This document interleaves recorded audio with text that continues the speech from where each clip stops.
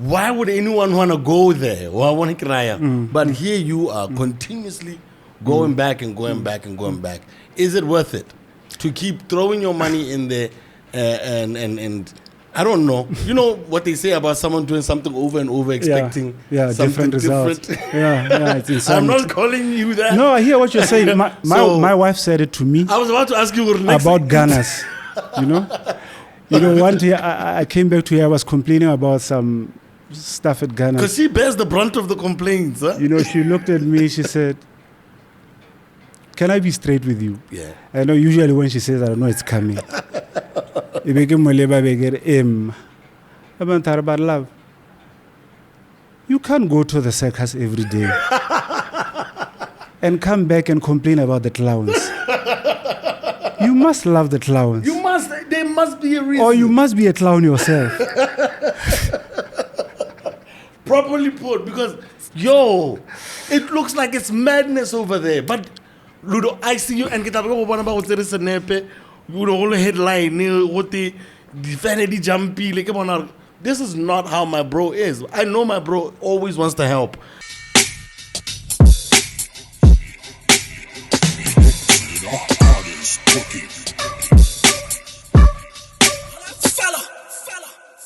People of different identities. Podcast with PODI-CAST.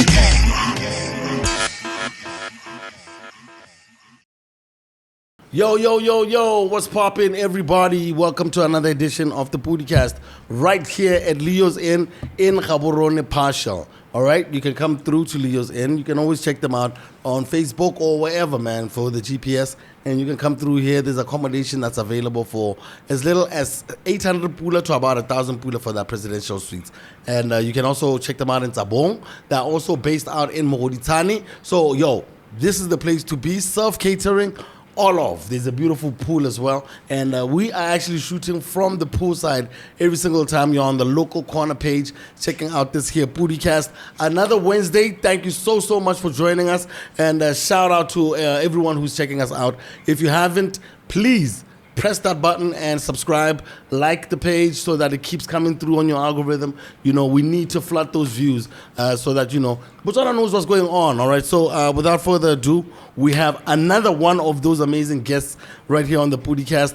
And this man, dog, I've had an opportunity of interviewing him in different phases of my life, and I think different phases of that company life. Before I was rocking BK Proctor everywhere, I was rocking Okasi everywhere as well. And people, like, I don't know, I used to also be having like some exclusives as well, because like I used to like really work really closely with the big homies when they were close to the music industry. You remember, some of us were pretty young when the Okasi anthem came out, but from as far back as 2000, there has always been Okasi. And the brains behind that institution, we can't just call it a clothing label, man, is none other than Mr. Ludo Kemoeng. He's in the house today. What's up? Mr. Scar. The man who's been behind it all, but always in the cut. We thank you so much for your time.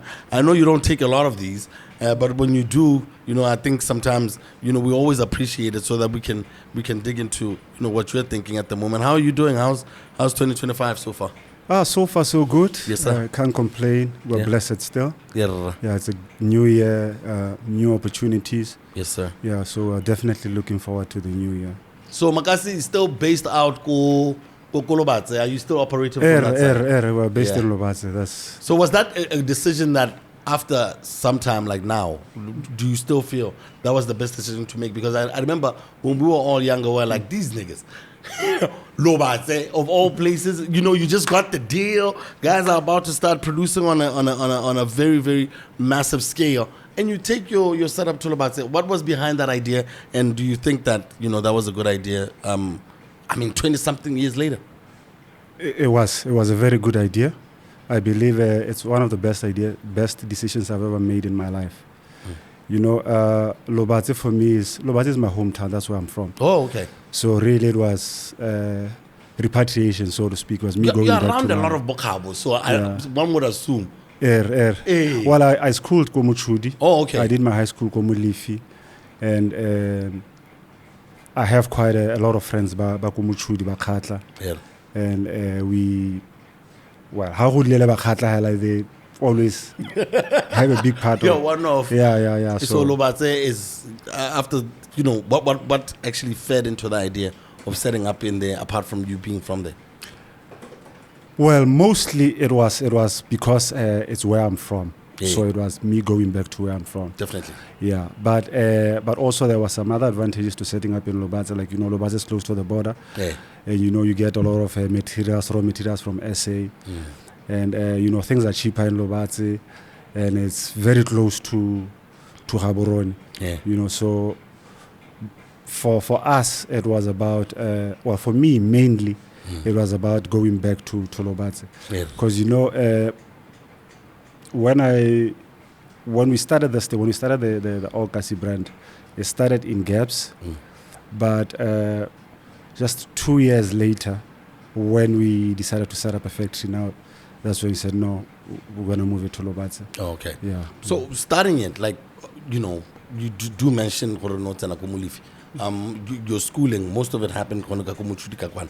What type of upbringing was this? Was this like a two-parent home? What type of setup was it? Oh, man. That feeds into the man that you are, man, Well, I was raised by my mother, a single mother, Yeah. and my grandmother, Yeah. and my great-grandmother. I was raised by women. Matriarchs. Yeah, so I was raised by my mama.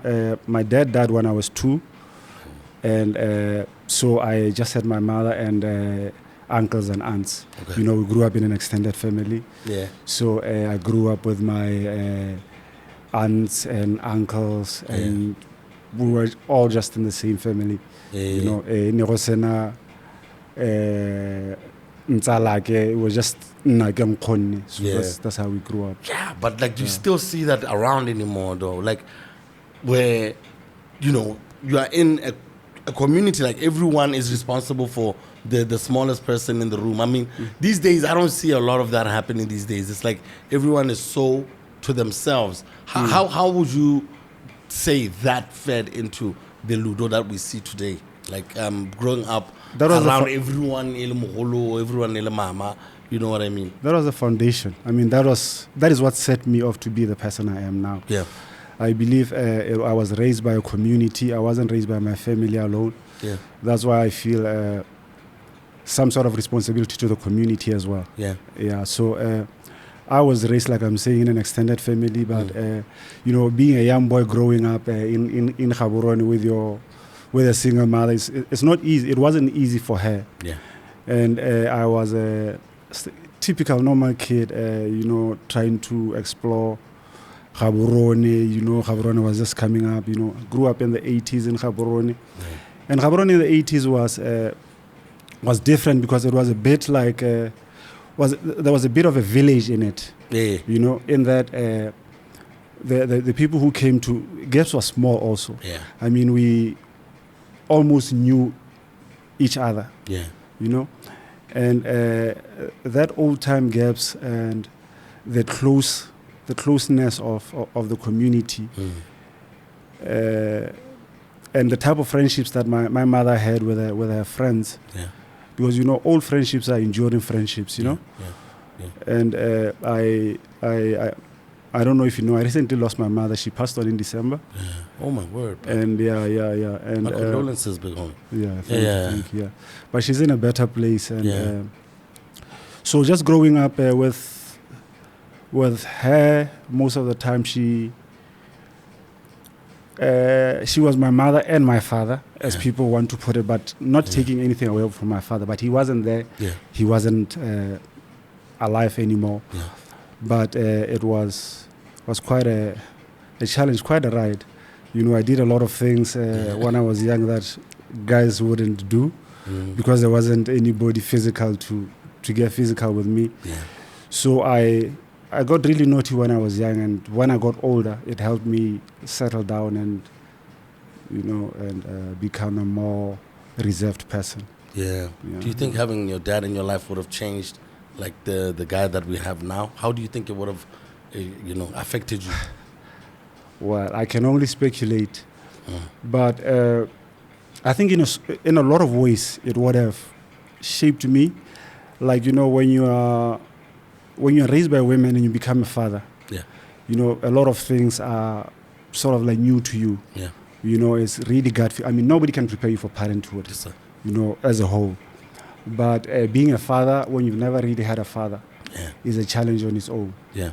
And you try to be the best father you can for your kids, but then you don't have a reference point also. Yeah. You know what I mean? So it makes the whole thing challenging, but it's an adventure. It is. It's a crazy adventure. I can only imagine. I think some of us take that for granted as well. Or like, one time a lady in the house, and then you don't know. Or for some people, having kids for their own and they are father, it must be a tricky ride. When you are growing up, how are you making your choices about education?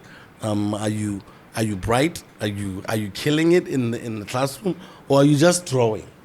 Because I've seen your boy's art as well. I've never had a problem with school. I was blessed with, I think, my mom's brains.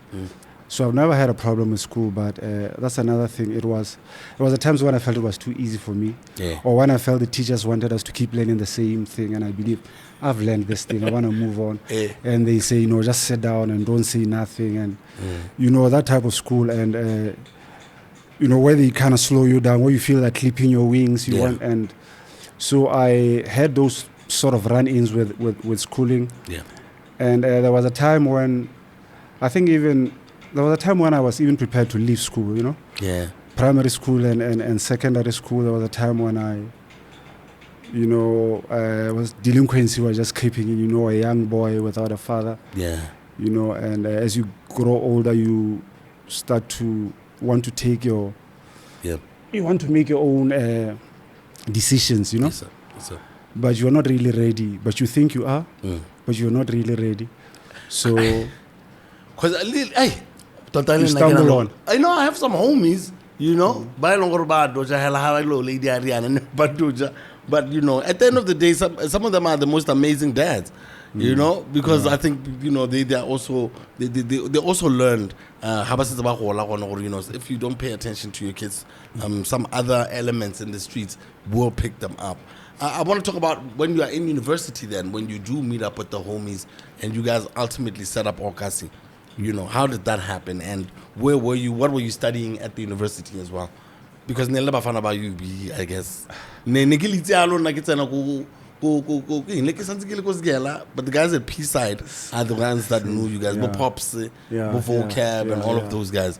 So like, you were word on the street. You born up why so whenever I want to get right. Why so then so the 90s and stuff. So how did you guys hook up, and how did what were you guys up to? What were you doing? Varsity was a fun time also, because it was a time when you were just come out of TS, Rizanamo Varsity, and you are in the city. You've got some level of autonomy. You do what you do. You understand what I mean? And and we meet different guys from different backgrounds and different schools, and then it's your common interests that draw you together. So at Varsity, we had this crew called Trenchtown Foundation. I don't know. We made a foundation. We wanted to register a foundation around it, and we wanted to grow something out of it. But initially, it was just a group of guys who just come together between classes. They find a common room where they could just chill and do guys stuff. You know what guys do between classes? And do what, man? We'd play cards. Whatever. I see the dreadlocks. You see what I mean? Yeah. So that's what we do. So Trenchtown was like a collection of different personalities studying different things. So it was really quite an empowering thing for me as an individual, because I got to meet people who were studying I was studying business. I met people who were studying to be teachers. I met people who were studying to be scientists. I met people who were doing political science. And so we shared notes, and we shared, points. We reasoned on a lot of matters, and bonds grew from there. And as far as starting the advocacy thing, it started as didn't really start in school, but the seeds were sown in school. I've always liked art, and I was gifted somewhat in it. But if you are also academically gifted, back in the day, you couldn't get a shot to do art. Yeah. So at high school, I did art as an extra subject. My class, the pure sciences class, did not have arts as a subject or as an option. So I only did art during studies. So in the afternoons when other kids would study, that's when I'd go to the art lab and do art. There was a good teacher there, a guy called Ed Fiedler, who really put me into art and that's when I realized that you could make something out of it. So when I got to UB, I was studying accounting. I was studying accounting because I had just dropped out. I was destined to be a scientist. That's what my mother wanted me to be. Yeah. So January 95, I started at UB. There was a course called the Pre-Entry Science course, PESC. So when we were doing PESC, around that time, I don't know if you remember, Yeah, I maybe you're too remember, young yeah. for then. So schools closed. So after schools closed, when they reopened, we had to pick up where we had left off. So PESC was too structured. Yeah. So you miss out on a few weeks. It's very difficult to get back on. It's like BSc in Exactly, yeah. Unless you are really Switched onto it. onto it. Yeah. So I really wasn't into it, so I dropped out of science then. So I was advised by somebody. They said, no, your maths are good. Why don't you do accounting? Yeah. I said, okay. I registered for accounting. Yeah. 2 years down the line, I realized, More maths. this is not what I wanted to do. But I couldn't change.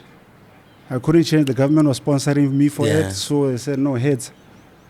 Heads are one So of you were the- able to finish off the course, I think, and graduate. Yeah. Where is Olkasi at this point in time? Have you guys decided, or is this a movement that you are going to take on by yourself? Because, like I say, this is a collective. So how do you guys stand out ultimately and set up the brand itself? Yeah. Okay. Maybe I digressed a bit. Okay. No problem. When I was at UB, I was studying accounting, but the art thing was still growing. Yes, Yeah. So there's a lot of clubs in school. They'd want logos, they'd want T-shirt designs, and they'd set up competitions like that. And I was winning almost each one of them. Yeah. And it was only a matter of time before somebody, a good friend of mine, said to me, why don't you start your own clothing label? I didn't even have that idea then. Yeah. And I just had him, but I let it go. And then later on, another guy asked me the same thing. This was after he had seen the shirts we had done for Trench Town. There is some nice shirts for our clique at Trench Town Foundation. So people liked the shirts around school. They wanted to buy them, but they were not for sale. So another guy now said, dude, this is something that you ought to do. And still I had him, but there weren't clothing brands there. Yeah. There wasn't. Was there anything though? But no, there wasn't. I need to stop. I call you guys interchangeably. You and Buns. Supposed to be my brother. Yeah. So was there anything at the time? No, there wasn't. As far as I recall, there wasn't. No, there wasn't. Sheesh. So when I graduated in '99,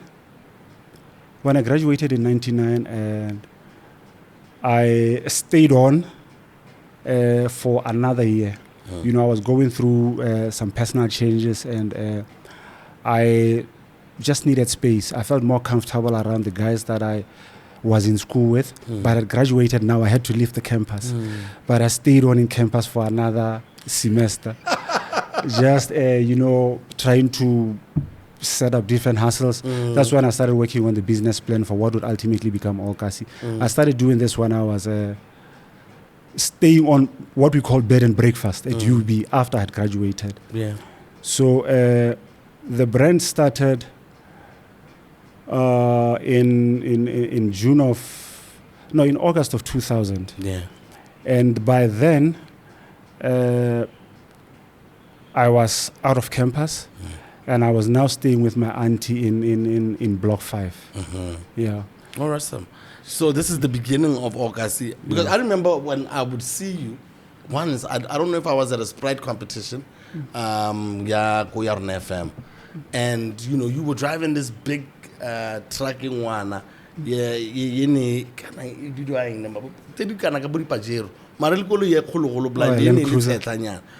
was my first car. And you were driving into your FM. I don't know what business you had there, but you were wearing one of those shirts, and I think you were coming to see Duke or something. Okay. I'm not sure what it was all about. And around those times, like, I was intrigued by the clothing, because I'd seen Duke a lot at P-Side, always rocking them. So I'm trying to figure out 2000 for you to say now I've established a brand. What does it have to have been? Was it, you've gone to companies and registered it, or now you had already started selling T-shirts? Did you sell before you started setting up as a business from the jump? Well, it started off as just as an informal business, really. Because how I started was NDB started this thing called SMME loan. So SMME is what started Okasi. People will make money sound like it's a bad thing. You're going to call it SMME. Come on, man. So the Simon is like SMME. So you could be loan SMME ko NDB, and then they approved the loan. I think it was for 18,000 pula. 80. 18, yeah. 18,000 pula. And then from that 18,000 pula, I believe I bought a computer, a scanner, a fax machine, and basically just office equipment. How old are you at this time? I think I was 24. I just graduated. Yeah. So I had that, and I had about 5,000 pula left over. Yeah. So that's what I put into the first shirts, Okasi shirts. Yeah. So when we did the first shirts, Okasi... the one with the globe. Yeah, the one with the globe. Yeah. Yeah. So when we did those first shirts, we didn't own any sewing machine. We didn't own any printing machines. There was a company called Rocket Fashions in Gaborone West Industrial. Still is. They sold the best shirts, T-shirts in the country. I knew about this because, like I was saying, I was doing a lot of shirts for people at UB. So I knew about Rocket Fashions and the shirts they had. And there was a company called Rustic Touch also in G West Industrial. So they did screen printing and embroidery. So the first Okasi items, I did the designs, and then I took them to, I bought shirts from Rocket Fashions, and then I took the designs to Rustic Touch for printing and embroidery. So that's why they did it. It was 100 black shirts and 100 white shirts.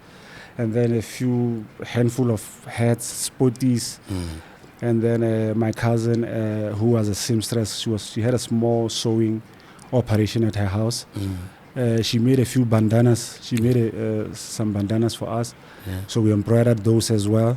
Because the idea then was really just to get the name Okasi out. And then to see how the people respond to it and to take it from there. God damn. Yeah. That's crazy. And there's no one that you're looking up to at this point. At least the, like business plans and stuff, you guys were able to like incorporate like the idea, at least you could bounce ideas off. You know, the business plan that I got, originally I got it from a guy that we were in school with. He did a business plan for a school project. It was a basketry thing. It was my first time seeing a business plan. I just looked at it, I read it, and it was so easy to follow. And it made sense to me. And I took that idea, that whole approach, and then I put down the Okasi business plan around it. You know, when I started it, it wasn't Okasi. It was and proud. You know, because it has always been about instilling pride in people. Definitely. About getting people to be proud of who they are and where they are from. So it wasn't Okasi initially. When I started, it was and proud, like I'm saying. So I'd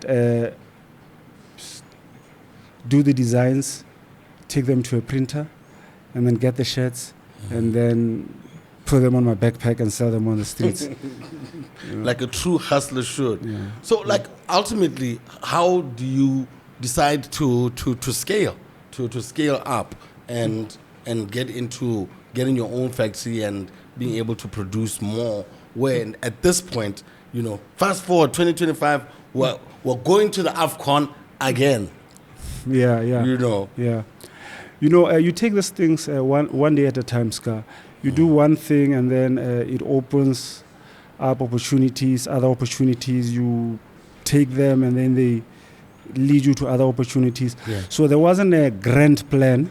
Yeah. Even when we went to set up in Lobatse, it was about, it was really a screen printing and embroidery setup. That's what we were setting up. Yeah. I remember talking to Sira, telling them that, look, we want to do a clothing brand, but what we want the ability to screen print and embroider for ourselves, because we've been outsourcing this. And once we are able to do this, we believe we should be able to get the brand up and running. Yeah. So that's what it was. We still weren't making T-shirts. So we'd buy T-shirts and then we'd bring them in, we'd embroider them, we'd screen print them, and then sell them on the market. Yeah. So these are the early days. Like that's. But for any young person, you know, Sida is on the news a lot recently.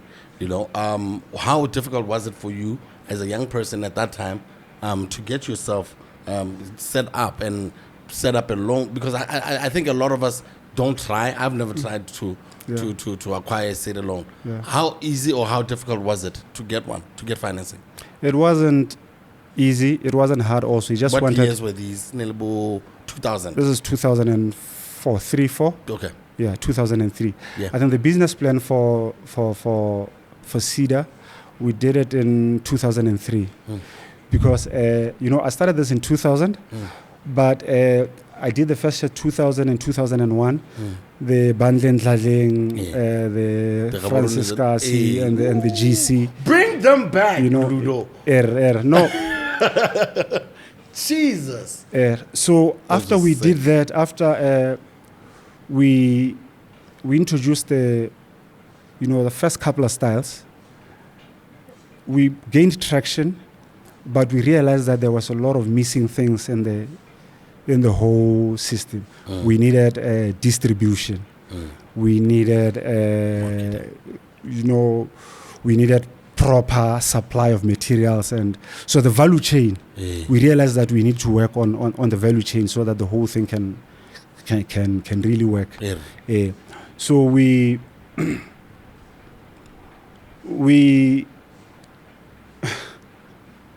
No, I got time. we did things. We did things. But Sida wasn't, coming back to your question specifically, Sida wasn't easy or it wasn't hard.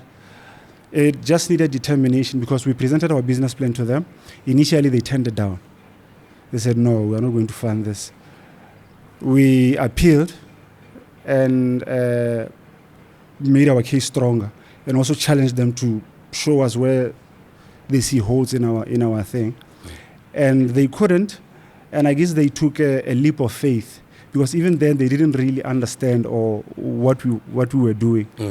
So they said, okay, we're going to fund you, but no, we're not going to give you exactly how much you say you want. We're going to cut it, And then so in the end they bought us equipment, the machinery, but we had very little working capital.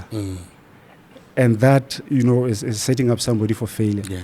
Because now you've got equipment that you need to pay back, but you don't have the stock, you don't have the advertising budget to really turn things around. Yeah. So, but it wasn't hard to get the Sida loan.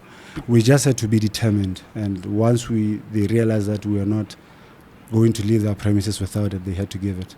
I'm sure the vision changed with each situation. When you guys are growing and growing and growing. When they ultimately came back to you guys, and you guys were now, but feel like they can consider you guys for a loan. I don't know if you mind, telling us how much it was, and how did that change the plan now? Because you are now not just printing, getting a T-shirt there and printing there, or just embroidering and printing in your own factory. Now you're getting bigger. How much did they give you, and how did the vision change? I can't recall for sure, but I think it was about 800K. Yeah. But like I'm saying, most of it went into machinery. Into machine. So Yeah. but the vision ya no even na gore leading. Le go senka madi, operation costs and all of that stuff. No, what we then tried to do was we tried to double up as a service provider. Oh, okay. Where we could embroider your stuff, we could screen print his stuff. Everyone is doing it now. Have you realized though? Yeah, just trying to keep the setup busy. Hey. You know, but very soon we got to a point where the demand for what we were for all Kasi, wanted to take over the whole factory. So now we had to now start just making for ourselves. And now the problem was how do we get the stuff out to the people? Now you have something that the people like. Where do they get it? We don't have our own stores. The people who have stores don't want to sell our stuff. So how do you bridge that gap now? That's where we come to. Yeah. Why aren't all Kasi shirts in Edgar's? Yeah, I got time for this because all these youngsters will be starting off their labels and then there's a ceiling. Yeah. A lot of musicians will drop their music and then we couldn't get into musica, we couldn't get into, and in some strange way as a musician, I know it's messed up to say, but streaming services because una bola modeling or shop one thing and set up in Botswana, but you can't be able to buy Botswana products. So tell us a little bit about that period. Where and now what's even more complicated in our case is that you'd find a store that has got 15 shops in Botswana. No stores in South Africa. But their buying division is in South Africa. Oh snap. They buy from South Africa. Their buyers are in South Africa. You want to sell them something to sell in Botswana, you have to go to them in South Africa. And you tell them about this brand that people like in Botswana. They don't know the temperature in Botswana. They've never been to Botswana. Yeah. You see? So now what are they doing? They're stocking up for Botswana what they believe they can sell in Botswana. What they are selling in the other markets or what is trending internationally. That's what they're bringing to Botswana. They don't care that Botswana is a special lot and the people are really patriotic. They want to support their stuff. They want to wear their stuff. They want to, and nobody, if it's your store, it's your store. Who's going to force you to stock what you want? I feel you. I know the store that you're talking about. We've advocated, we've spoken to people to say, please, at least get us a quota. You see? Just like you did with, just like they did with vegetables, but now they've reversed it, Fast. Like, for example, in terms of sportswear manufacturing, Ska, I don't know if you don't see it or whether you just don't choose to talk about it. Yeah. We have achieved almost 100% import substitution in sportswear. Yeah, I've realized that. No, shout out almost to 100% import substitution in sportswear, Yeah. Yeah, whoever buys sportswear outside the country now is because they want to, not because they can't get it here. Hey, the Sunday soccer team is on ability change. You see what I mean? Yeah. But then you don't get we want a little bit of protectionism. You see? A quota to say maybe, okay, you've got 10 rails. Give 1 rail to local manufacturers or give 2 rails to local manufacturers. Yeah. A quota like that, But okay, let's say I'll use them as an example because they are our biggest store that I recently heard they are Batswana. Have you guys tried to talk to like an options? Why wouldn't an options? Why wouldn't an urban soul sell Okasi? Why do we have, even our own stores looking the other way? I don't know if JB stores sells Okasi. No, they don't. So these ones, they may belong to naturalized Batswana, but ke Batswana le bona ke. I call this retail racism. There's no other way to call it. There's no other way to call it. I don't have a reason. Talk to them, ask them why.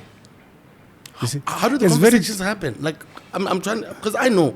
Look, I'm sure you tried. Yes, we have. Yeah, so how does the conversation go? Just for those who don't know, because I'm telling you, this ceiling is coming for a lot of people if, you guys don't break it. Yeah. So I don't know. I've told you of the buyers who are not based in Botswana, right? You have to go and talk to the guys out there. And those guys don't have time for you. We've been to Cape Town to talk to buyers to try and sell stuff here in Botswana. And those guys would tell us, we own your market. We don't need you to tell us what to do. Yeah. You don't tell us you are big in Botswana. What are you talking about? We own your market. So the buyers are dictating consumption without... You buy what's in the stores. What's in the stores. You Because buy what's in the stores. that's what's available. You see, that's why we shifted to sportswear because, like I said, you tweak this thing as you go on. We started out as a casual wear label, right? Yes, sir. But along the way, we morphed into a sportswear company. Yeah. We did it, first and foremost, it was to save face with the zebras. Yeah. You know how that happened. Yes, sir. But once we got out of that thing with the zebras and then everybody wanted us to do sportswear for them, we realized that with sportswear, you don't need a shop. You don't need a middle person to sell the stuff. You are selling to a team. The team knows what they want. They knows who makes it. They go straight to you and tell you, this is what we want. You make that for them. Yes, sir. You understand? Yeah. So you don't need to have a store in between you. Because these stores would say, no, you make the stuff, you bring it to us, we sell it to these guys. We'll pay you this little, and then we'll sell it for this much. Jesus, it sounds like a purge. Like, what the hell? I see. Yeah. So sportswear opened up things for us in that way because it allowed the market to buy directly from us. So that made the need for retail distribution. It lessened it somewhat. Yeah. We could survive without being in stores. Yeah. Do you know how tough it is, Scott, to be a 25-year-old brand, clothing brand, when you've never been in stores? I come to think of it. Because I know the stores that have you guys. I've been to almost all of them. Every time hi Lori, I'm going to perform and whatever. Yeah. I have to run around town. Ke tla be ke tsenya kholo. Yeah. Le kolo batse. Yeah. Ke bolelwa shipa e leng gore e teng. Yeah. And they were few and far between. And the only ones that boutiques, let's shout out to the boutiques, man. Shout out to the boutiques out there in Botswana who are representing a lot for local brands because without the boutiques, we won't have an outlet. I mean, we won't have an outlet. But also so they'll put the international ones in the front. So that's how it is. You see, in terms of the response that the people of Batswana had for AFCON. I mean, it's not a hard sell. It's a business that anybody can see. Yes, Wow, if you put in your money there and your mind there and your experience in retail there, we can get something out of it. Yes, sir. And for everybody. But they are not interested. So we can only speculate because we are outside looking in. You are trying to get into the shops, but you are not. So you can only speculate what's really happening there. Yeah. So we ended up deciding, I don't know. I'm still interested in this conversation about your another stores. How does it go? It's 25 years. Yeah. The Ministry of Botswana, haven't there ever been any movement from them to try and change policy? I mean, Reboni Metsi are protective. Yeah. Reboni, literally the vegetable. This is about just a signature away. So why do you think there's no political will? Especially when we realize like there's so many people with now this model. Factory, sublimation, there's a lot of them. So this means there's a potential for more home-based brands. Why is there no political will for this thing? Or at least some quota or something going on. I know but we're not from having toiled and tried. Why do you think it's so hard for them to at least move? I think a lot of our politicians are compromised, Scar. Because they can't talk about things that are straightforward, that they ought to talk about. So I can only speculate or reason that they are compromised somehow. I've had a meeting with a minister and told him of the challenges that we are having.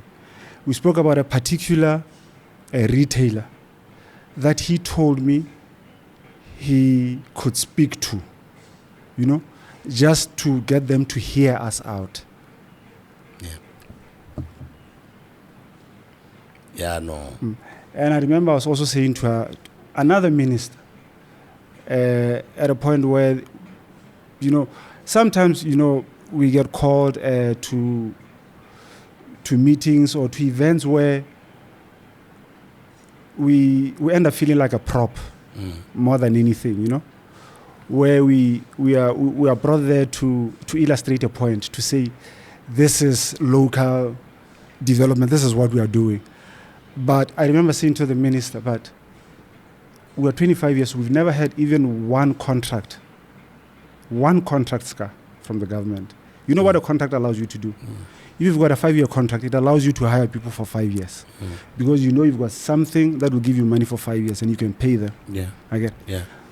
And you can develop, you can invest in machinery, you can invest in things.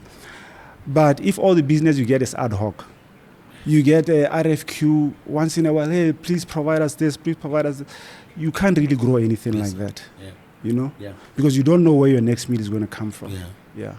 The contract di tswa hela for bo mae hela ha go Contracts tswa don't come tsa bo sunlight le marotho ha go go tswa tsa nnetane tsa di skill tsone tse bana ba di helang sekolong tsone tseo ga di akanyetswe like that. Okay, but you then get into sports, and now the teams are what? Now they have brand stores, merchandising stores. So, what are they able to make money for themselves while they're getting the kids from you? In the world of sports, like how has it eased up? You know how you guys are operating your business now, because it would be a shame to see you guys having worked this hard for 25 years only for it to not make sense after this long. You know, we're working on a sponsorship model with Extension Gunners. Yes, sir. And that got interrupted because what we wanted to do is we wanted to see how merchandise, or to what extent merchandise, can really prop up a team. Yeah. And we going into it, we had our assumptions, but once we got on the ground, we realized, no, things are not what we thought they were. So we had to tweak our model as we went along. So we were learning a lot of things. Like, for example, when we started with Gunners, we were giving them a monthly grant of 20K. And then when we parted, it was 25K with 5K for development, because we also wanted them to have a development thing that was going on. Yeah. And so the sports development, or the sports sponsorship model that we were developing with Gunners, we haven't really seen its full potential. But we believe that it's something that teams can use. But at the same time, it's very important for teams to know that in every business that you do, there's inputs and outputs. You know? Because this is something that was a major bone of contention between us and Ghana supporters. You see, when you make anything that you're going to sell has a cost. You understand what I mean? Anything that you're going to sell has a cost. Yes, sir. Cost of producing it. So cost to company. Yeah. So you see, when people don't understand that concept, when people confuse sales or revenue with profits, it messes up the whole thing. Yes, sir. Because that's exactly what happened in our case, and people sort of didn't realize what sort of value we're adding to the team. Yes, they ended up feeling like the team was getting the shorter end of the stick. But when you look back, in retrospect, when you look at the team and what the team has been able to do since Rekhawana Leon, you don't see much moving forward. Yes, sir. In terms of the merchandising thing. Yes, sir. And so... Because the shirt was everywhere. Yeah. The shirt was growing, like it was a lot. It was starting to show us, okay, they have a secret weapon. Yeah. You know what I mean, as far as visibility. Yeah. So it's just sad, because since we're already here with the Extension Ghana situation, you ultimately became chairperson of the team at that time. Was this some of the changes that you were bringing forth? On a sponsorship model, which ultimately goes into the merchandising and also add value by bringing in Bone. I don't know Mizu Hakai. Wizard Ghana says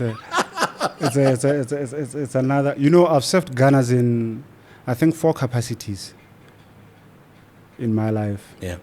And I've started writing a book on my work with Ghanas.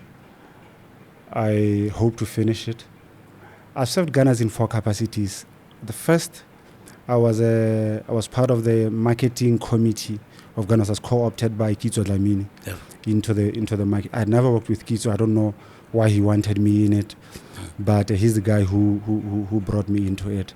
And then secondly, I was the chairman of Ghana's. I was chairman of Ghana's before the technical sponsorship, to just clarify that for you. Sir. And as chairman of Ghana's, it was a short thing also. But as chairman of Ghana's, that's when Ghana's won its last major cup, the Coca-Cola Cup, when I was chairman of Ghana. And I was the youngest chairperson. Yes, sir. And I was lucky, but it also made me realize that, if you do your best with the people that you are working with, God will do the rest. Yes, sir. And that's what happened, but that thing wasn't long. Yes, sir. That me and the Ghana's chairmanship wasn't long, because very soon I was replaced by somebody else. And then I came back later as a technical sponsor of Ghana's, which I think got started while I was chairperson. Because while I was chairperson, I convinced my brother Bani to, I convinced him to, lend the team some money to start a merchandising business for the team, because I felt that was something that could help the team. Remember, I was working with the team full time, and Okasi was not part of the setup there. Oh, okay. So at the end of my term with the club,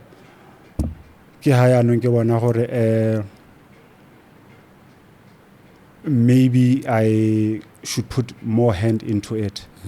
But for 2 reasons. One, I wasn't getting the results I wanted to get with Ghana's, and 2, we had lent Ghana's money that we needed to get back from Ghana's. So when we did the technical sponsorship, the deal was structured such that it empowers the team. There was no risk for the team. We tried to keep it that way. The team got its 20K royalty, whether on or off season, whether we've sold, whether we hadn't sold. And it was a beginning, Ska. Yes, sir. We thought we will grow from it. I remember when retailer we had projected to sell 6,000 replicas in a season. We couldn't. How though? We couldn't. How was that difficult? 6,000. Was the pricing? What do you think it was? No, but what we realized, Sky, is that in football, a team like Lobatse, a team like Ghana's based in Lobatse, we have a lot of supporters, but supporters buy when a team is doing well. Yes, sir. Okay. Yeah. So the team hasn't really done well in a long time. It's 13th right now as well. Yeah, the team hasn't done well in a long time. Yeah. So we had to empower the team to make it perform well. So we said we will assume most of the risk. We will give the team what we think we can sell, whether we've sold it or not. We'll give this team this lump sum every month. And it was a struggle at the beginning. We weren't selling it, and then, like I'm saying, the first year we didn't sell what we thought we would sell, and then to the extent that we had to carry that kit into the next year. And then we started working on the model to fine-tune it. We said, okay, no, if only so many people are buying, then maybe we should vary what it is that we're offering as a team. Because if you've bought a replica, you can't buy another replica. Maybe if we offer you a sweater, the guy who bought the replica could buy a sweater. If we offer you a tracksuit, the guy who bought the replica could buy a tracksuit. So we're just trying to see, getting a feel of it. And as the revenue increased, we increased the cover for the team as well. 25. Because ideally, it was a model that we wanted to empower the team.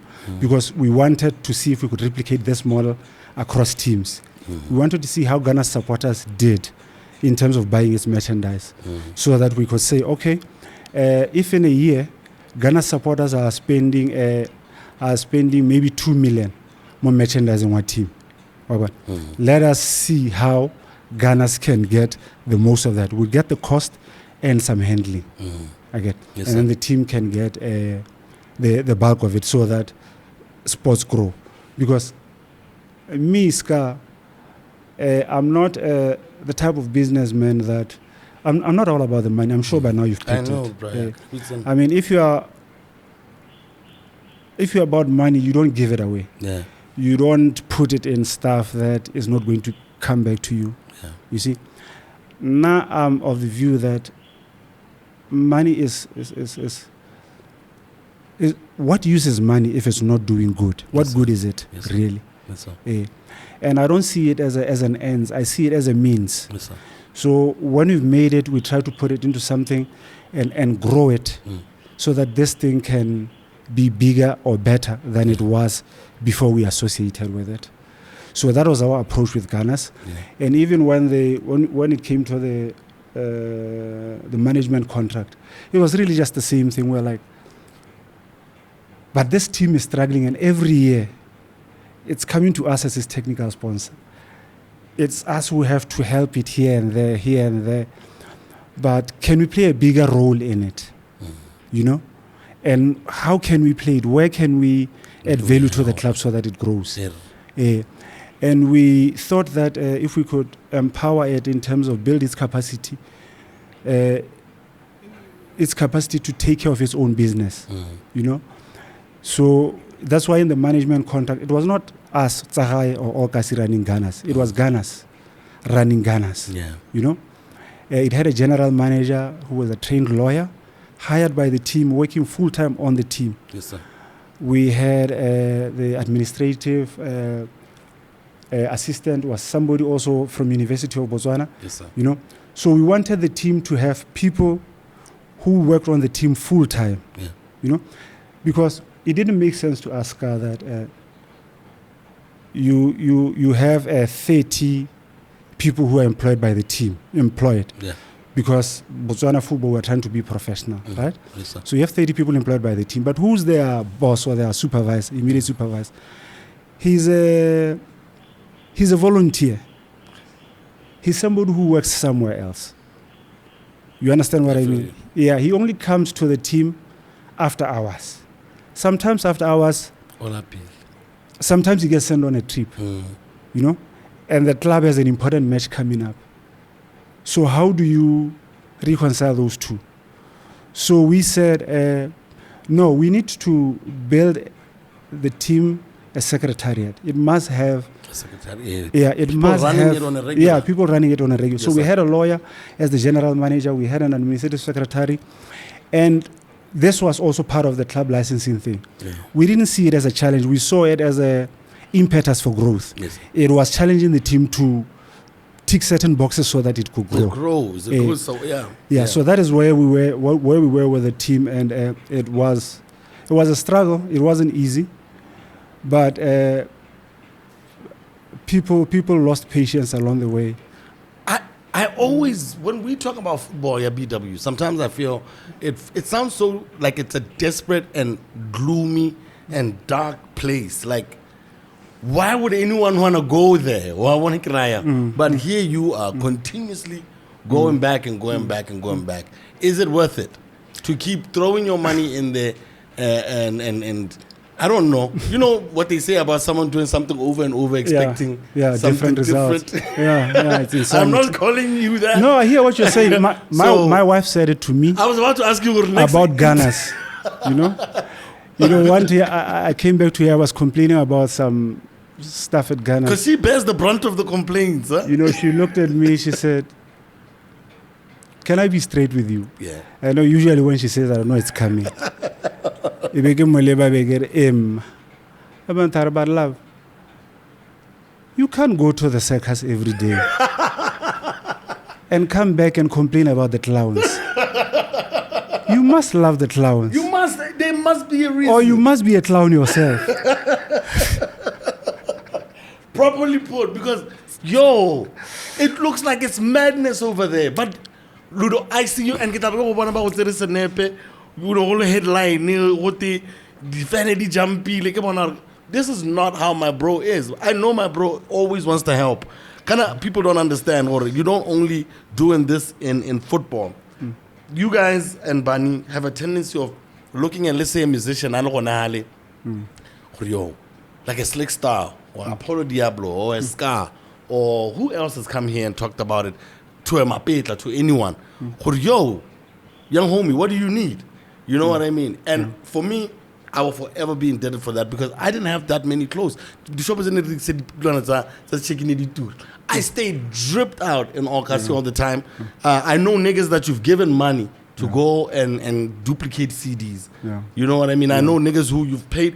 BK Proctor is one of the people will tell anyone that, you know, if there's any people about selfless, kind of that thing. And I know you talked about community, where you grew up, and that's what has your heart out there like that. You know what I mean, Brayak? And I, you know, for those guys as well, I'd really like to say I really, really appreciate you for that. Always Thank putting you. yourself out there for us, you know. Thank Look, I mean, le makimo. And Nka so re ka skip sa everyone, makimo fanda. everyone, there is no one in our generation, even during the Okasi anthem, all those guys, we all slept well, we all ate well, everyone had their clothes in their size, you know, and I think that's also a testament to your mom's heart as well, because you are, you know, you were in business with her as well, but, you know, being able to open up your doors to so many people, my brother, I don't think you get enough credit for that, and you never ask for anything back, my nigga, you know, and I don't understand if you understand how much we absolutely love you and adore you. And like sometimes I feel like you need to give yourself, you know, some time to like, you know, be selfish. You know? I don't know. But before why do you think these dudes with money now are flipping between teams now? You know, I'm going to take my money now. I'm going to go and set up at this place and, you know. I don't want to get you emotional. I know I was getting there. We pushing. No, but that's how it is, you know. Love you, my man. Yeah. With all of my heart, big homie. True, bless. Yeah. Hey, no, you know, props to my mom, you know. Yeah. Props to my mom. Yes, sir. No respect. Always. That's my always. general there, you know. That's my general. You know? That's how long we haven't been didn't know? checking on each other. Oh. That's how long we haven't been seeing each other that much, you know. Yeah. So the time, just RIP to a lady. Yeah. For raising such a strong man, dog. No, it just comes naturally, Yes, Scar. sir. I mean, you know, Yes, sir. Yes, sir. already, Yeah. you know, already wouldn't have it any other way, you know. Yes, sir. Her mom was exactly like that, you know. Yeah. And her mom used to tell me, well, not me, Yes, us, sir. are busiami bo bo heteletseng ke boelele. Hey, moms. And that would come from the sweetest, Yeah. the nicest person, you know. Yeah. You know, my grandmom had a semausu at one point, and hana le semausu how do ngwana lla ka kwa o tla ba rolela nne batho mo hendile kere, Yeah. you know. Damn. But it's I don't know where I get it from, but it's just it's there. I see it's there also. Definitely big on me. But like I'm saying, you know, Scar, with botshelo bo go ruta dio tse dintsi. Yeah. Botshelo bo go ruta dio tse dintsi, and one of the things that I am truly thankful for is Rastafari. Yeah. You know, I met Rasta in my my final years at varsity. Yeah. And I was just about to graduate, and if I hadn't met Rasta, I would be a different person altogether. No, I know some of your friends, big homie. You will be like the calmest in the room. And I'm saying this with all due respect, that my big homies. Mona define it from a younger age, but like they were always like the voice of reason all the time, and there was always order when you are around. Libon, even from your peers. You feel me? So like I know, or you carry an aura about you that, you know, yo, let's act like men. Let's be let's not gaff around. You know what I mean, big homie? Hey, so But I want to get into these guys now. Everyone trying to get into football Into now. football, yeah. Yeah, we saw, Stanton Fredericks coming in, go Yeah, Mutually yeah, Center yeah. Chiefs. We saw another gentleman Mutually Center Chiefs, and then he went to a team. No, we keep an eye on these things, Yeah, and it's like, all right, cool. What? And even the richest dudes in Botswana are somehow associated with football, including Bora Nicholas Zakem. What is in football? Football is the people's game, Ska. It's the people's game. It's the most captivating, I think, sport in the world. In the world. Yeah, and it pulls people. A lot of people are interested into football because of the numbers it pulls. I mean, you could be interested in the numbers if you want to make money out of it. If you are into marketing, you could be interested in the numbers because of the eyes that will see whatever it is you are selling. But I can't speak for everybody. I don't know what they are into it for. But I can only say I hope football would benefit from it. Because what I've realized is that people think that football in Botswana is profitable. Well, it could be, but it's not where it's supposed to be. There's still a lot of work that needs to be done in it. And I think we are struggling because we are more competitive than developmental. Okay. You know? Yes. To the extent that you'd find Ghana has similar problems as Center Chiefs. But Ghana's and Center Chiefs are not collaborating to solve this challenge that they have, or they are not approaching it together. Yeah.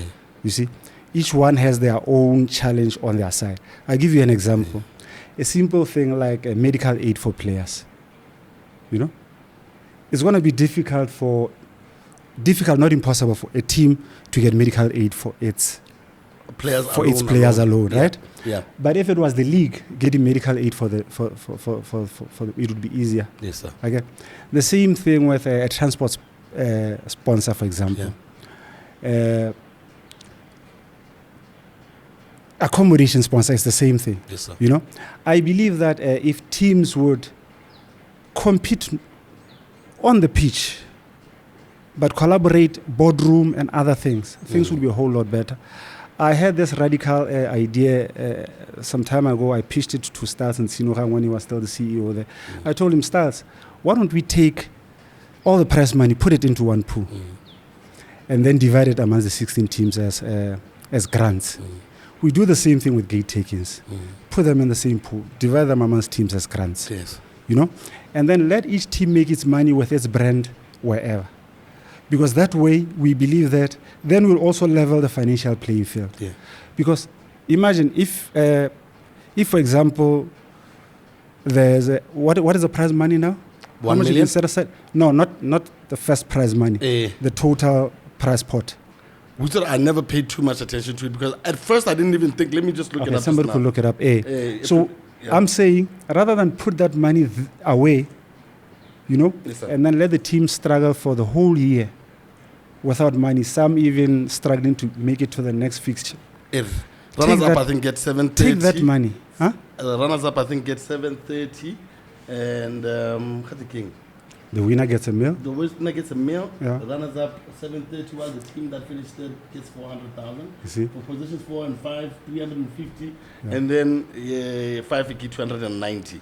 You see? Okay, and Yeah. then all the other ones, which are those in position 14, 15, 16, each will get 110. You see? This is a lot of dough.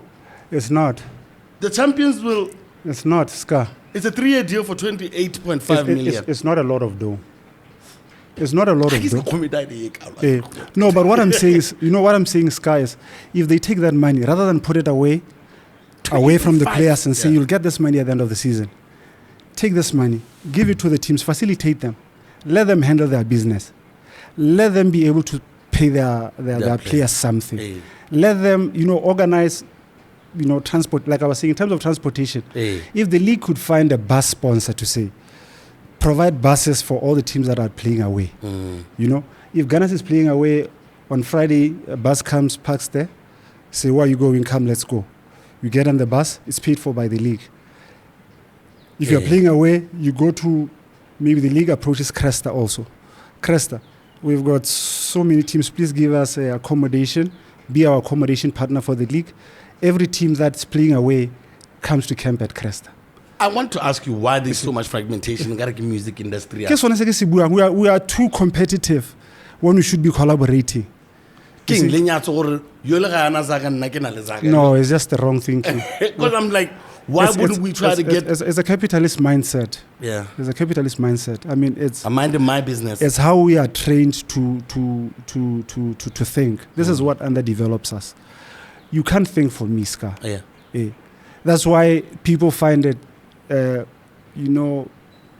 awkward that I try to think for other people or I try to think for other things. But that is how it's supposed to be. That is the only way we can achieve sustainable development. See where you can make a difference. Yeah. He sees where he can make a difference. And then if we're all trying to make a difference, then there is a difference. There is a difference. But in the leagues, like I'm telling you, they're putting the money away. Why are you putting the money away? You're going to give it to the team at the end of the league, right? But if you had given it to the team during the league, it would have made the league stronger. Okay, so, but is there a future for our football? I think just wrapping it up for us here, or is there a future for BW football and collaborate more? And it's not about this chairman has more money and this team maybe these teams. We don't all speak with the same voice. There's more. There's guys who are more respected than others. Is there ever going to be, harmony? I don't think so. We can move up. Like, it looks like the toughest spaces to be in the BFA and the BPL. Yeah. It looks like someone is there 5 minutes and they're out and their reputation is just in shambles. So every single time anyone thinks about stepping into football, some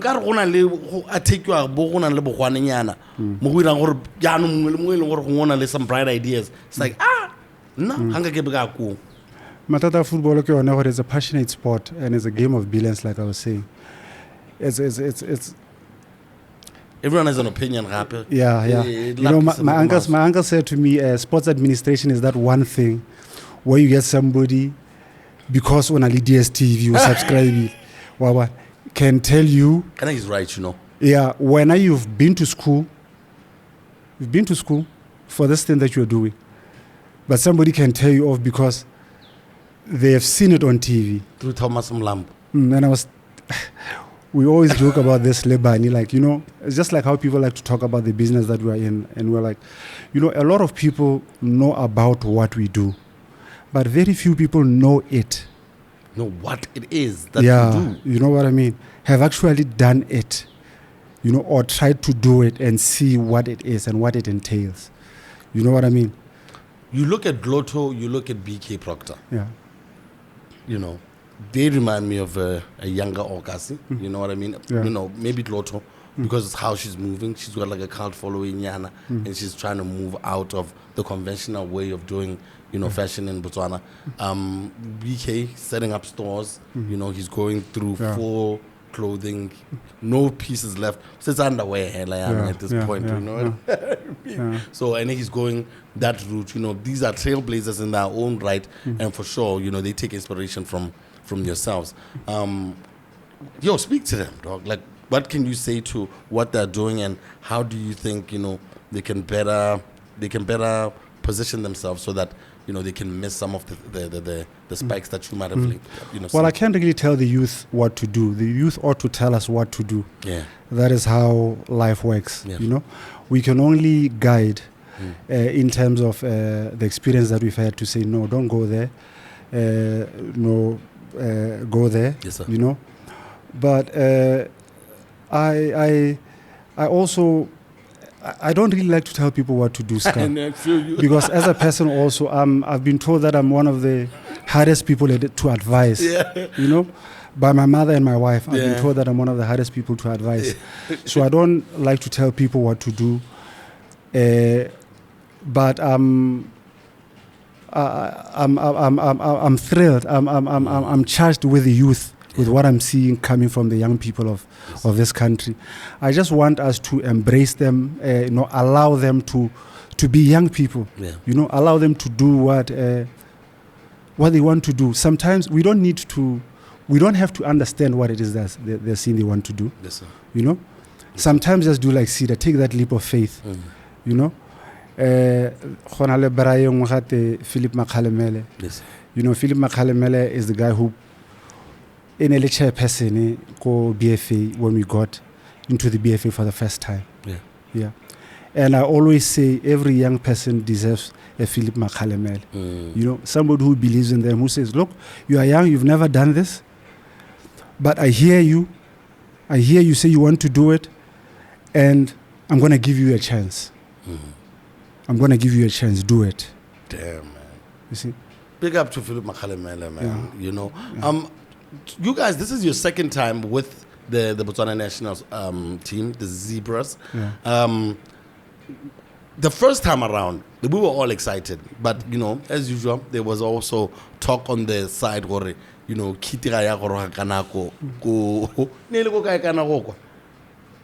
our last Equatorial AFCON. Guinea and Equatorial Guinea.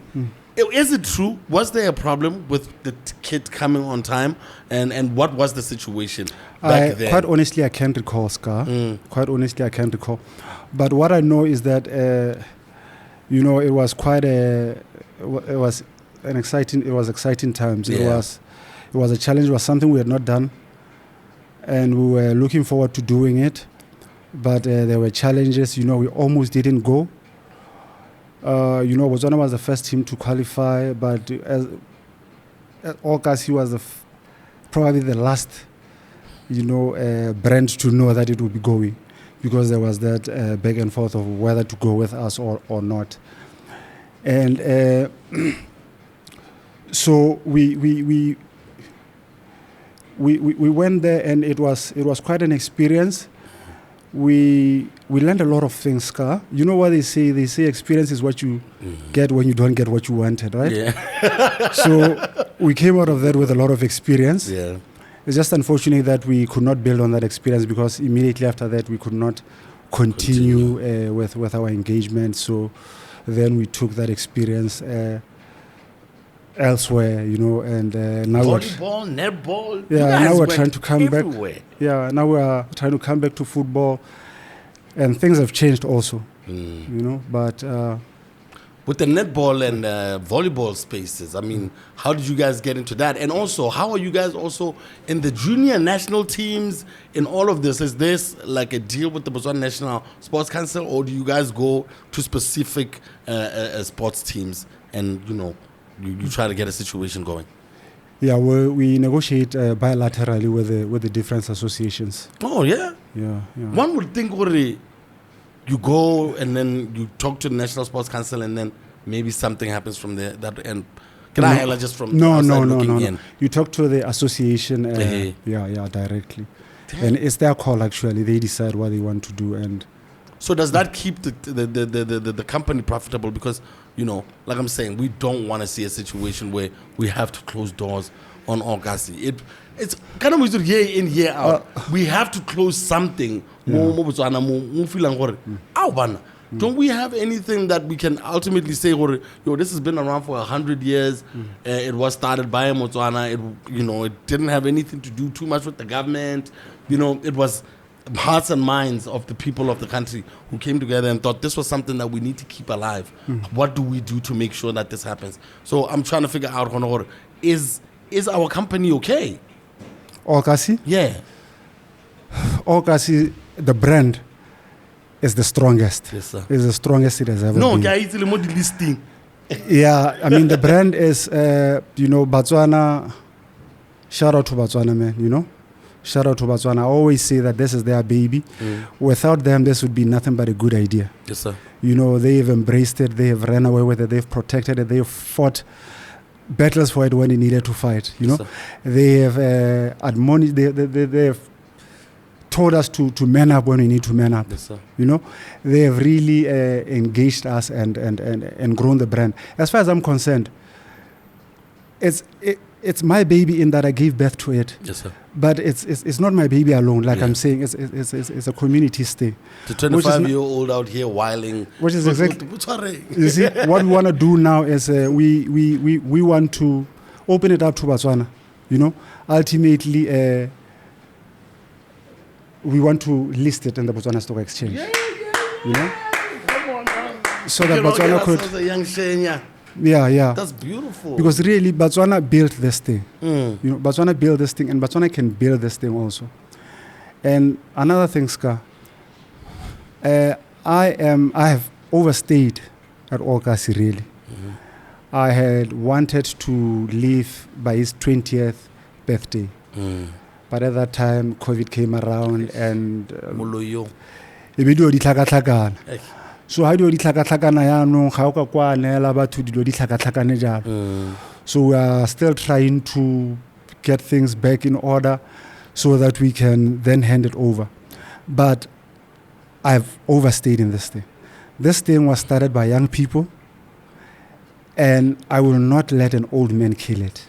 Yeah, man. You know, we have just registered now the Okasi Marketing Company. So this is a company that ultimately will let Batswana own a stake in. Mm. And we are looking for young creatives, young people with a strong sense of why. Yeah. Because you see, for us, it's about why. Why are we doing this? Mm. Why are we in this business? It's not just about the money. The money is important because it keeps things moving. But why are we really doing this? Yes, sir. Yeah. So we're looking for young people with that thing, young people who can inspire their, fellow young people who can, be a catalyst for change in their generation, young people who can,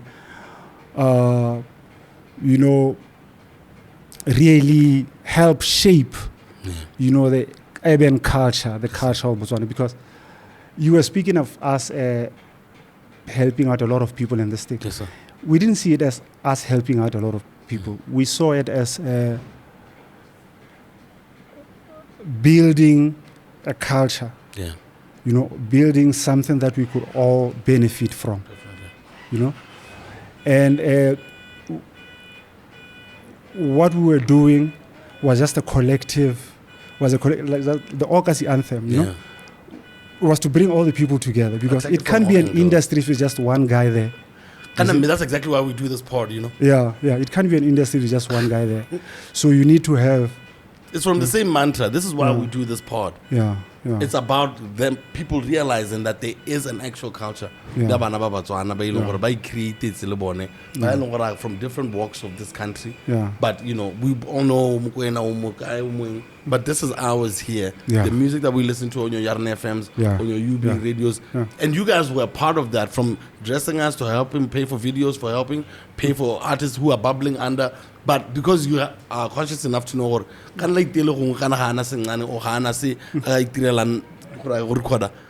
and that created what we have right now. You know what I mean? And we're forever indebted to you for that. I promise not to keep you for more than an hour. So I'm going to get to the hard parts here. Now, you do dress the mayors as well. There's an article that came out recently about the new Botswana Football Association President Re Tariba Biptseng, having said, and I quote, the association would meet with Okasi to remedy a situation. Yes, he was responding to questions from journalists about his disappointment with low to no supply of Zebra's replicas. He said this is one of the revenue streams that the BFA should be tapping into. And Babitson revealed that the association recently failed to cash in on an order of around 1,000 replicas from the Botswana Defense Force and an unnamed company. I don't know if this also has to do with you. But, yeah, the BDF had ordered 650 shirts, whilst the other entity wanted over 300 shirts. And they put the order to you. And, they feel disappointed. So, but they put the order to us? Is that what it says there? All it says is, Okasi, previously, there was, they say a handful of replicas sold in one of the retail shops ran out within the first month. And it says but it's taking too long. So it's just the article. Ska. Ska. Ne ke batla gore ke a khele montleng ne o ibua ya gore BDF and somebody wanted shirts and they were given to us or something like that. It was taking too long. I don't know if it was given to you guys. But in any case, I would like to put it out there that we have engaged our supplier and there were hiccups in the delivery, which we understood, but it is taking too long, and we will try to mitigate and see how best we resolve the issue, because as it is, the excitement is there or building up, but on our side, technical sponsor side, we are lacking.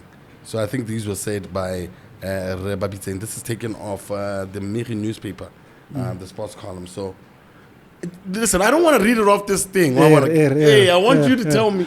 No, I don't want to. I cannot speak on what Mr. Babitse, the coach, I think. Yeah, is alleged. This is all alleged. Is alleged to have said. Yeah. I mean, somebody sent it to me yesterday. I sent it to him. I tried to engage him about it, and I couldn't because it was out at the draw. So really, I can't speak on the thing on it. Yeah. But what I can tell you, what I can speak on is that indeed we acknowledge that there is a shortage of Zebra supporters shirts in the market. Yes. The whole qualification took us all by surprise, and our first priority as a company is to the teams, And you talk of the Zebras and the Mares, but it's not just the two teams. It's like 10 teams altogether. Under the Zebras, there's young development teams, and the same thing under the Mares. From under 15? Yeah. So our priority is to those teams. And then second priority is to sell to the market. We are the biggest losers right now when the shirts are not there, us and the BFA. And we agree that indeed the shirts were slow to get into the market, but it was a big surprise for everybody when the Zebras qualified, and it's something that we'll overcome very soon. Okay. Yeah. Hey, here we are again in the middle of a rock and a hard place, because I'm asking myself, okay, cool. What's more important to the BFA at this point in time? Because this is some level of public shaming. You know what I mean? Yeah. You guys are meeting the demand for the teams. Yeah. So this other one, Yana, are they giving you extra money to make sure that at least you are up to? What is it? What's lacking so that we can cover both their teams and possible market? Let's put it this way: in terms of supplying for the teams, we have supplied about 70%. Yes. Yeah.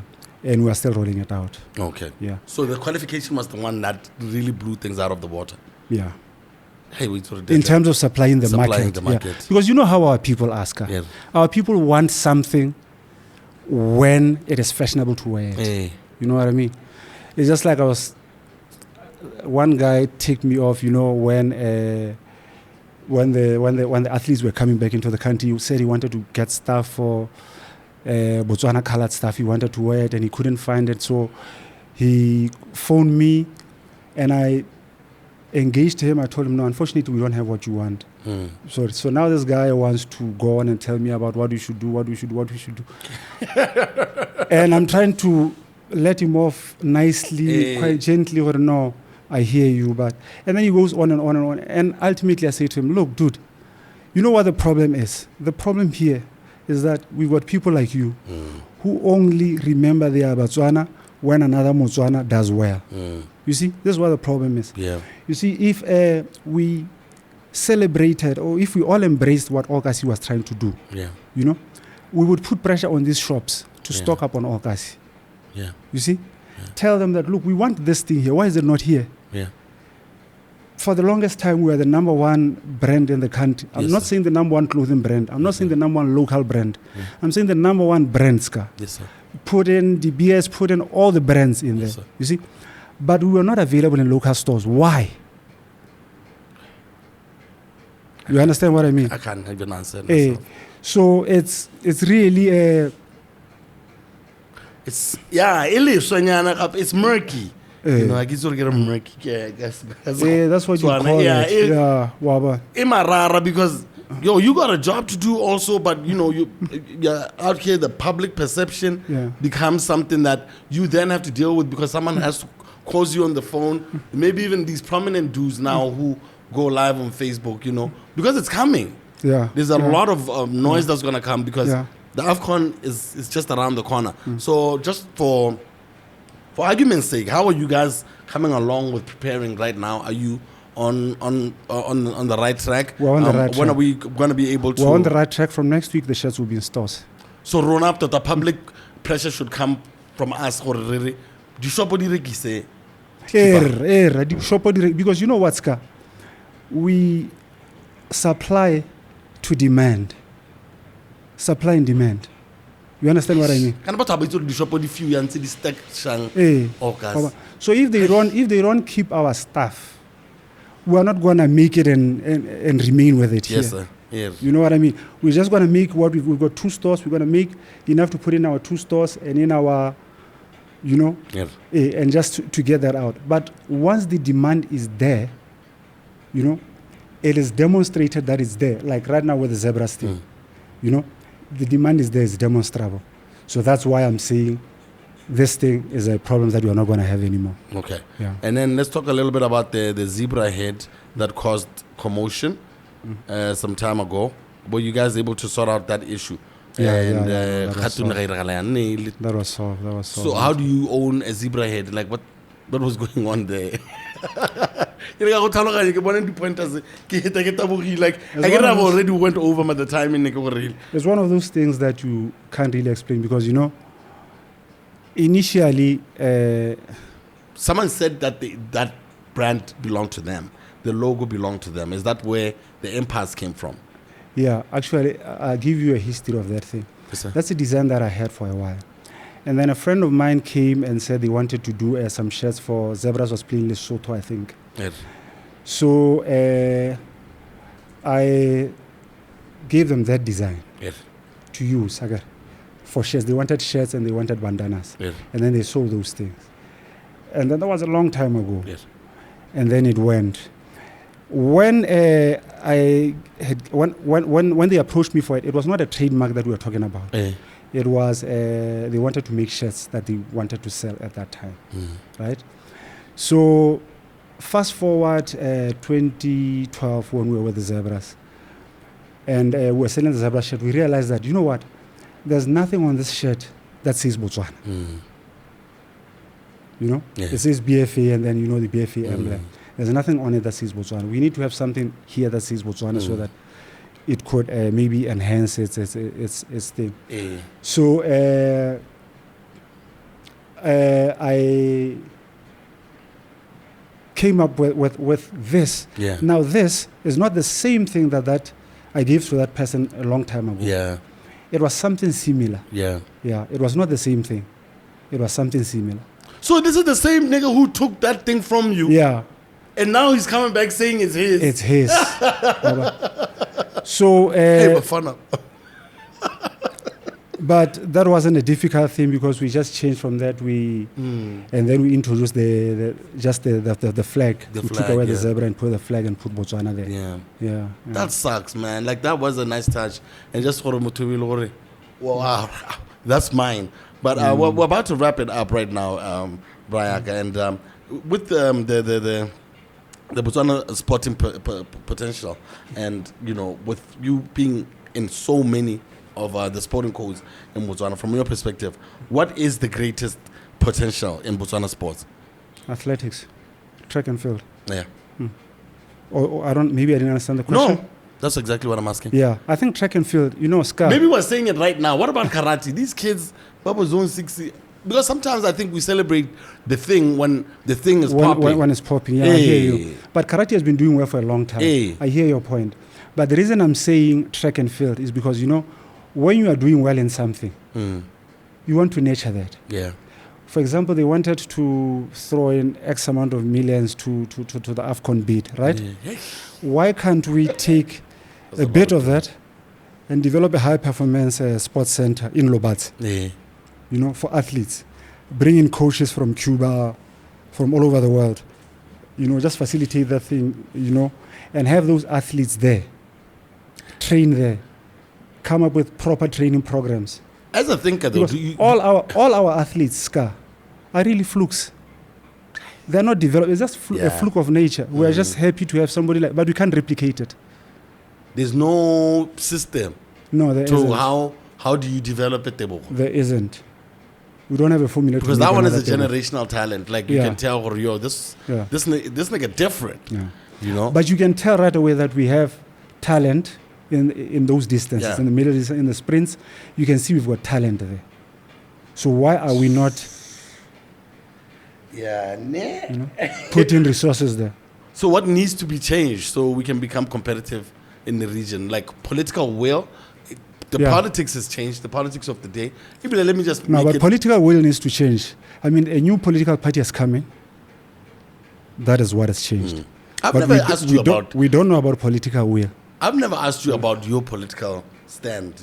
Like I've never really seen where my politics are complicated.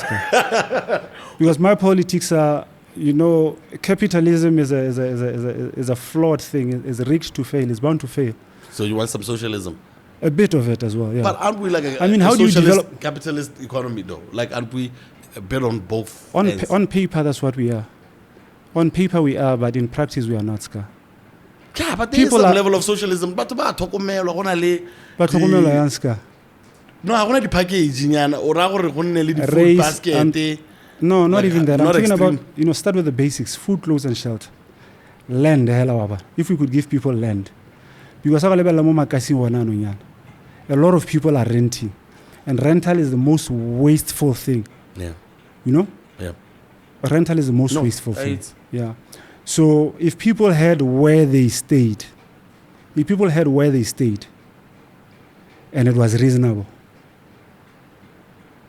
so many things would be but go na le bana ba ile gore ba neelwa mato ke bone ko maunkwa matwana le ha thoko ga tsela a rekisitswe wotle ba rekisitse mabozi malaitinyana ale no gona le o tla bo bona ile gore o nwa ile ke di business gore a re bile a rekiwa ke batho ba ba tshwanang hela le bone. It's not even now white people buying those houses on the side of the thing, and I go tell a lot of motho e netse ke what is the first thing this nigga does? He's gonna sell it because these guys are not trying to think beyond just youngsters. No, I'm talking about poor people. They need charity, some form of charity. When General Khama was here, and I still found it an indictment on the ruling party, because because my thought has always been, what South Africa spent on RDP in Soweto alone could solve our homelessness in Botswana forever. So that's where political will comes in. Yeah. I'm not saying build a house for everybody. Build a house for those that cannot afford. I get it. Yeah. And then once you've given somebody a house or a home, you've given them dignity. You've given them something they can be proud of. Yes, sir. But right now, in the ghetto, the urban poor, in the ghetto, in the Kasiska, it's painful. No, I had a homeboy pass away all by himself because he wasn't even making enough to even, fund food. But the idling in the streets, they're playing pool on the pool tables just to pass time, You see what I mean? So I want to like because there's nothing you can do. Facebook, the only thing that's cheap is data. Everything else is expensive, even food, man. $5 to cuss niggas out all day. When you look back at your journey, what has been the most fulfilling part of your career so far? I think for me it is just looking around and seeing that I've made a difference. Yes, sir. First off, to myself, to my family, to my community, and in a small way to my country. Yeah. Some time ago, in a moment of weakness, I said I just want to see how useful I am to this, in this whole thing, Yes, sir. And I asked my mom when she was still there, or can't you just look through and see how much we've paid in terms of in wages, how much we've paid out in taxes, how much we've paid out in sports sponsorships, and just to sort of see what sort of value we've added to the community as a whole, the country as a whole, you know. And at that time, we had paid more than 20 million in wages, paid more than 5 million in sponsorship, in sports sponsorships, you know, royalties and related. We had paid rental again to Botswana Development Corporation in excess of 5 million, you see. The warehouse. Yeah. So, I mean, for me, that was quite fulfilling to see that, you know, in a small way, I have made a difference. Yeah. You know? Yeah. I don't look like crap. Yeah. You know, but I think that's also a lesson also that you don't have to look a particular way to make a difference. Yes, sir. You know? But I believe I have added value. Yes, sir. And I believe I have tried to do one of the, you know, the big teachings that I got from Rastafari. Yes, sir. Rastafari, in his words, not Rastafari, the religion. Rastafari. His words. Yes, sir. You know, His Imperial Majesty Emperor Haile Selassie, in his words. Yes, sir. He said that I'm not good at quotes. I learn the lesson. I don't try to remember the words. Verbatim. Yeah. But what he was saying was that the truly learned man understands or realizes that he has an obligation to society. If you are truly learned, I mean, if the education is complete, you'd realize that you owe the community something. Yes, sir. You see? Yes, sir. And in fact, I have that thing. Do you have the code somewhere? I have that thing. Let me just read that thing for you. Let me check it out. Yeah. So he says, he who may wish to benefit himself alone from knowledge given him, rather than serve others through the knowledge he has gained from learning, is betraying knowledge and rendering it worthless. Yes, sir. You see? So this is the lessons that I got as I was coming out of school. Yes, sir. Trying to see where to fit into the community. Yes, sir. And that's the sort of the line that I chose to take. Yes, sir. You know? Yes, sir. So when I look back and I say, but have I used what I learned or what I know to benefit the community or to make my country a better place? I think I have. Yes, sir. Not just in terms of the money that I've given away, but also in terms of, I mean, there's, like you were saying, you know, youngsters that we've helped put out there, yes, sir. their musical projects, and you know, teams that we've helped, you know, get a kit, you know, Yeah, and part of some of the most amazing moments in BW, for entertainment, sporting, you name it. There's an all-Kasi imprint somewhere in the picture there, all of the big ones. You know, I remember when you guys were pushing Mampizi, and it was just blue all over the city. It was like, what the hell is going on here?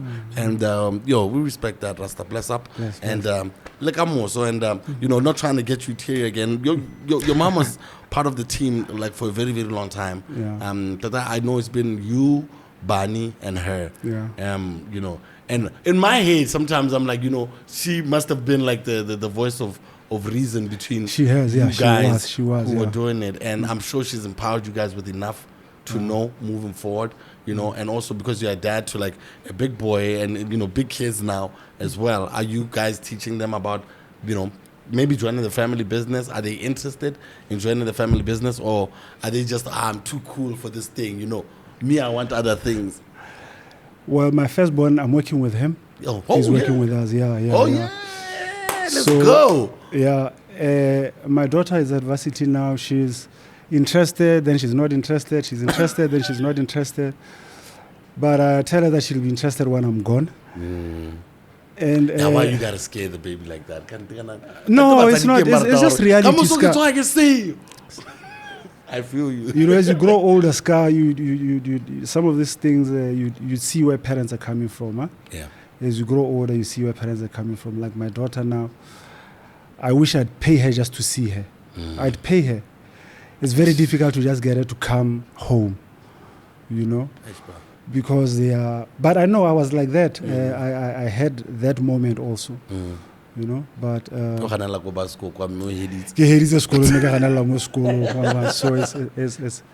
so it's the same thing. I appreciate that. I really appreciate you, and thank you so much for giving us your time. And we look forward to 25 more years, man. Golden Jubilee of Okasi. We definitely will be around for that. We'll be toasting and we'll be happy.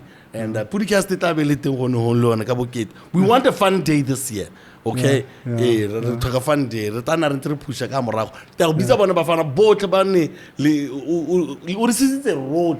So guys, similarly it was reciprocal. Yes, exactly. Man, I miss my bros, man. RIP to Dice Tirodimaso as well, one of our homies for real, man. And guys, we'll see you guys next week. Dr. Rukara is busy with patients, so she'll be back again. We're warning you, doctor. Oh, yeah. We'll see you guys again next week, man. This is the PODI-CAST. We out. Peace.